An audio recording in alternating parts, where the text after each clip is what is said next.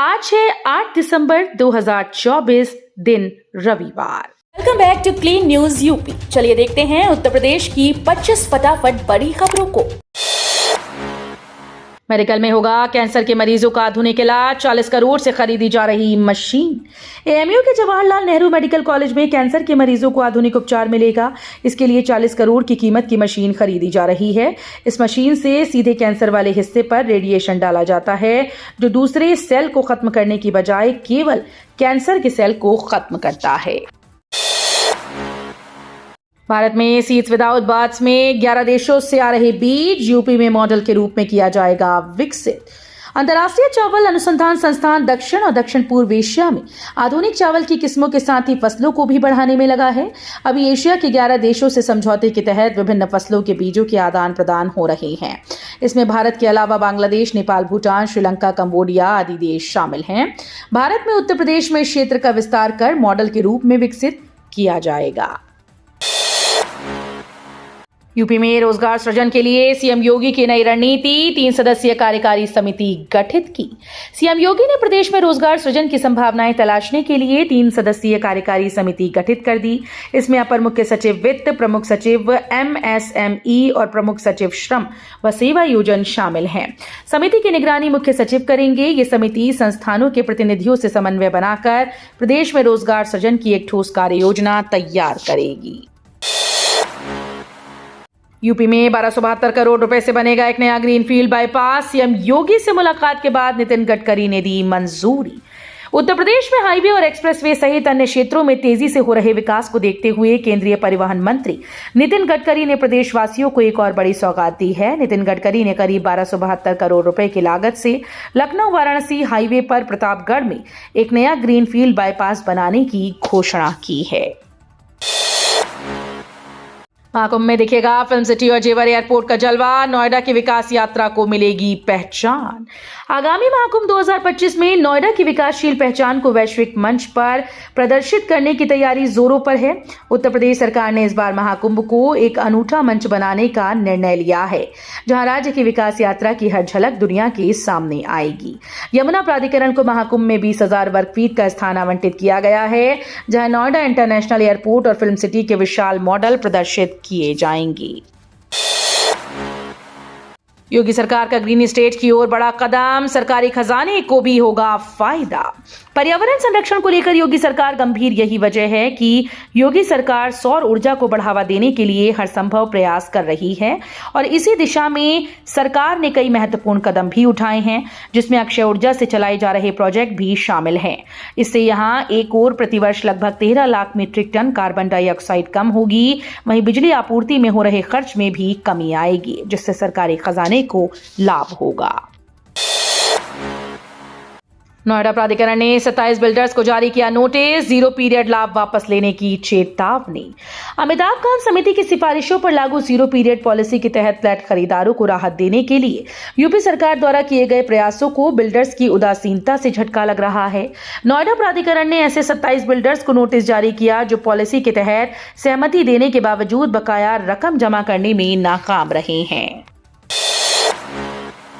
Smart meter को लेकर CM योगी का नया निर्देश। योगी आदित्यनाथ सरकार ने स्मार्ट मीटर योजना को पूरी पारदर्शिता और सुरक्षा के साथ लागू कराना सुनिश्चित किया।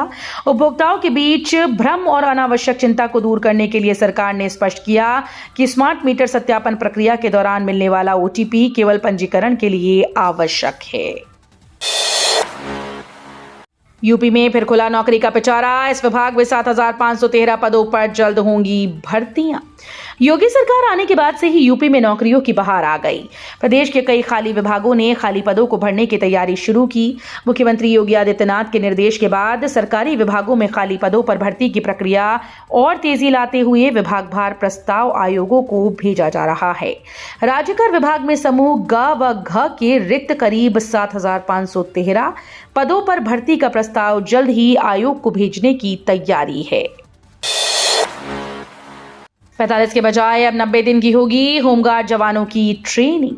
होमगार्ड विभाग के 62वें स्थापना दिवस के मौके पर मंत्री धर्मराज प्रजापति ने घोषणा की है कि अब विभाग के जवानों की ट्रेनिंग 45 दिन की बजाय 90 दिन की होगी। इसके लिए मुख्यमंत्री ने भी अपनी सहमति दे दी है। उन्होंने कहा कि होमगार्ड जवानों की ड्यूटी थाना, तहसील समेत अन्य सरकारी संस्थानों में लग रही है। यूपी दूर करेगा झारखंड और उड़ीसा का ये संकट, आगरा और अलीगढ़ मंडल ने कर दी शुरुआत। झारखंड और उड़ीसा में जारी आलू संकट को दूर करने के लिए उत्तर प्रदेश अपना सरप्लस आलू दोनों राज्यों को भेजेगा। पश्चिम बंगाल द्वारा दोनों राज्यों को आलू की आपूर्ति रोके जाने से उत्पन्न विकट स्थिति से निपटने के लिए इन दोनों राज्यों ने यूपी से आलू भेजने का अनुरोध किया है। दोनों राज्यों को 65% से अधिक उनके पड़ोसी पश्चिम बंगाल से आलू की आपूर्ति होती रही है। हवाई यात्रियों के लिए खुशखबरी, कुशीनगर इंटरनेशनल एयरपोर्ट से इन 3 शहरों के लिए शुरू होंगी उड़ानें। उत्तर प्रदेश के कुशीनगर इंटरनेशनल एयरपोर्ट से उड़ान भरने वाले यात्रियों की प्रतीक्षा की घड़ियां समाप्त होने वाली हैं। विमान सेवा कंपनी जेट विंग्स ने अप्रैल 2025 से कुशीनगर एयरपोर्ट से 3 शहरों के लिए उड़ान सेवा शुरू करने का ऐलान किया। जेट विंग्स कंपनी बीते कई महीनों से कुशीनगर एयरपोर्ट से घरेलू उड़ान को लेकर प्रयासरत थी। यूपी में बिछेगा 781 पुलों का जाल, सीएम योगी के निर्देश से लोगों की राह होगी आसान। उत्तर प्रदेश के विभिन्न जिलों में लोगों की राह आसान करने के लिए 781 लघु सेतुओं का निर्माण कराया जाएगा। मुख्यमंत्री योगी आदित्यनाथ के निर्देश के बाद लोक निर्माण विभाग ने स्थानीय जनप्रतिनिधियों व जिला प्रशासन की सिफारिश पर लघु सेतुओं के निर्माण की तैयारियां शुरू कर दी हैं। इसके निर्माण पर 1443 करोड़ रुपए खर्च किए जाएंगे। डायलिसिस के लिए अब नहीं करना होगा लंबा इंतजार। महायोगी गोरखनाथ विश्वविद्यालय में 4 से बढ़कर 18 हुई डायलिसिस मशीन्स। गुर्दे की बीमारी से पीड़ित पूर्वी उत्तर प्रदेश, नेपाल और सटे हुए बिहार के मरीजों को अब डायलिसिस के लिए लंबा इंतजार नहीं करना होगा। इसके लिए एक बड़ी यूनिट की सौगात महायोगी गोरखनाथ विश्वविद्यालय के चिकित्सालय में स्थापित हो गई है। श्री गोरक्षनाथ चिकित्सालय गोरखनाथ के डायलिसिस यूनिट को भी अब महायोगी गोरखनाथ विश्वविद्यालय के चिकित्सालय में शिफ्ट कर दिया गया। पहले जहां इस यूनिट में 4 मशीन्स बेड पर डायलिसिस की सुविधा थी, वहीं अब विश्वविद्यालय के कुलाधिपति एवं मुख्यमंत्री योगी आदित्यनाथ के निर्देश पर शिफ्ट हुई यूनिट में मशीन्स की संख्या को बढ़ाकर 18 कर दिया है। अब अधिकारियों के चैम्बर में एक साथ नहीं जा पाएंगे 4 से अधिक छात्र। काशी हिंदू विश्वविद्यालय प्रशासन ने छात्रों के समूह में अधिकारियों के चैम्बर में प्रवेश को लेकर सख्त नियम लागू किए हैं। नए दिशा निर्देशों के तहत किसी भी समस्या को लेकर 4 से अधिक छात्र एक साथ कुलपति कार्यालय, डीन ऑफिस या विभाग के अध्यक्ष के चैम्बर में नहीं जा सकते। रिटायर्ड सैन्य अफसरों की सेना बनेगी, कानपुर में मिलेगी ट्रेनिंग। साइबर सुरक्षा के लिए जल्द ही रिटायर्ड सैन्य अफसरों की फौज तैयार की जाएगी। ये न सिर्फ खुद को साइबर हमलों और साइबर फ्रॉड से सुरक्षित रखेगी, बल्कि देश की मदद भी करेगी। इन सेवानिवृत्त सैन्य अफसरों को साइबर सुरक्षा का प्रशिक्षण IIT कानपुर देने की तैयारी कर रहा है। इसे लेकर बाकायदा प्रयास शुरू हो गए हैं। देश सुरक्षित तो धर्म भी सुरक्षित। वाराणसी में बोले सीएम योगी, देश हित में संतों के योगदान का किया जिक्र। मुख्यमंत्री योगी आदित्यनाथ 2 दिवसीय काशी दौरे के अंतिम दिन शनिवार सुबह 10 बजे उमराह स्थित स्वरवेद महामंदिर के विहंगम योग संत समाज के शताब्दी समारोह में शामिल हुए। इस दौरान उन्होंने संतों से मुलाकात की और मंच से सभा को संबोधित भी किया। उन्होंने मंच से देश के हित में संत सदाफल देव के आध्यात्मिक योगदान को याद किया। कहा कि हमारा देश सुरक्षित रहेगा तो धर्म और हम भी सुरक्षित रहेंगे।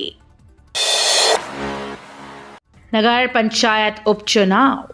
सादाबाद के नगर पंचायत के वार्ड संख्या 17 में सदस्य पद के लिए होने वाले उपचुनाव के लिए 6 दिसंबर को नाम वापसी की प्रक्रिया संपन्न हुई। एक निर्दलीय प्रत्याशी ने अपना नामांकन पत्र वापस ले लिया। ऐसे में अब सदस्य पद पर उपचुनाव के लिए 4 प्रत्याशियों के बीच मुकाबला होगा। 17 दिसंबर को मतदान किया जाएगा। वार्ड के करीब 1800 से अधिक मतदाता मतदान करेंगे। अलीगढ़ परिक्षेत्र से कुंभ में जाएंगी रोडवेज की 100 बसेस।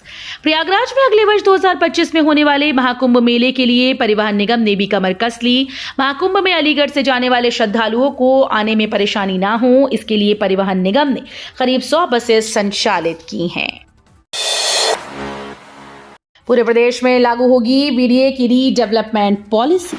बीडीए की पहल पर प्रदेश में रीडेवलपमेंट पॉलिसी लागू की जाएगी। इसे लेकर लखनऊ में बैठक हुई। इसमें वीडियो कॉन्फ्रेंसिंग के जरिए शामिल बीडीए उपाध्यक्ष पुलकित गर्ग ने बताया कि उत्तर प्रदेश शासन ने पुनर्विकास की आवश्यकता का संज्ञान लेते हुए प्रदेश में रीडेवलपमेंट पॉलिसी तैयार करने के लिए सचिव आवास और शहरी नियोजन की अध्यक्षता में समिति का गठन किया।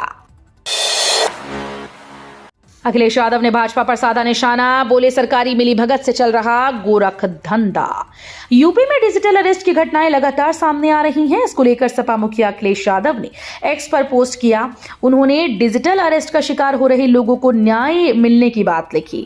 साथ ही भाजपा सरकार के डिजिटल इंडिया के नारे को लेकर सरकार को निशाने पर लिया। केंद्रीय मंत्री अनुप्रिया पटेल ने टीबी उन्मूलन अभियान का किया शुभारंभ। यूपी के बाराबंकी में शनिवार को 100 दिवसीय सघन टीबी उन्मूलन अभियान का शुभारंभ केंद्रीय मंत्री अनुप्रिया पटेल ने किया। इस कार्यक्रम का उद्देश्य टीबी के मामलों की शीघ्र पहचान, इलाज और उन्मूलन को गति देना है। कार्यक्रम के दौरान उन्होंने स्वास्थ्य सेवाओं को और सशक्त बनाने की आवश्यकता पर बल दिया। यमुना के पानी से कैंसर, पीने और नहाने लायक तो छोड़िए, छूने लायक भी नहीं। यमुना नदी का पानी पीने और नहाने लायक तो छोड़िए, सिंचाई के भी लायक नहीं है। केंद्रीय जल आयोग की status of trace and toxic metals in Indian reverse report में यह खुलासा हुआ। यमुना में क्रोमियम, निकिल, लेड, आयरन जैसी भारी धातुएं मानक से ज्यादा हैं। ये लोगों को हृदय, किडनी और कैंसर जैसी बीमारियों की ओर धकेल रही हैं। आयोग की वेबसाइट पर यह रिपोर्ट जारी की गई। महाकुंभ में प्रयागराज से वाराणसी के बीच 130 किलोमीटर प्रति घंटे की रफ्तार से दौड़ेगी ट्रेन। महाकुंभ के पहले भारतीय रेलवे ने सनातन संस्कृति के दो महत्वपूर्ण केंद्र प्रयागराज और वाराणसी के बीच की यात्रा को और अधिक तेज और सुगम बनाने का महत्वपूर्ण कार्य पूर्ण कर लिया। डबल इंजन सरकार के मार्गदर्शन और प्रेरणा से प्रयागराज और वाराणसी के बीच के ट्रैक दोहरीकरण का कार्य अंतिम चरण में है। इस कार्य की महत्वपूर्ण कड़ी गंगा रेल ब्रिज का निर्माण कार्य पूर्ण हो चुका है। इंडियन नेवी में 12वीं पास के लिए आ गई भर्ती। आवेदन फॉर्म 6 दिसंबर से शुरू। इंडियन नेवी में 12वीं पास के लिए भर्ती का नोटिफिकेशन जारी कर दिया गया। भारतीय नौसेना ने एग्जीक्यूटिव और टेक्निकल ब्रांच के लिए नोटिफिकेशन जारी किया है, जिसके लिए ऑनलाइन आवेदन फॉर्म 6 दिसंबर से 20 दिसंबर तक भरे जाएंगे। इंडियन नेवी के द्वारा 12th BTech cadet entry scheme course जुलाई 2025 के लिए विज्ञापन जारी कर दिया गया है, जिसके लिए अविवाहित पुरुष और महिला अभ्यर्थियों से ऑनलाइन आवेदन आमंत्रित किए गए। तो ये थी आज की 25 फटाफट बड़ी खबरें। अगर आपको न्यूज पसंद आई हो तो वीडियो को लाइक और शेयर जरूर करें। धन्यवाद।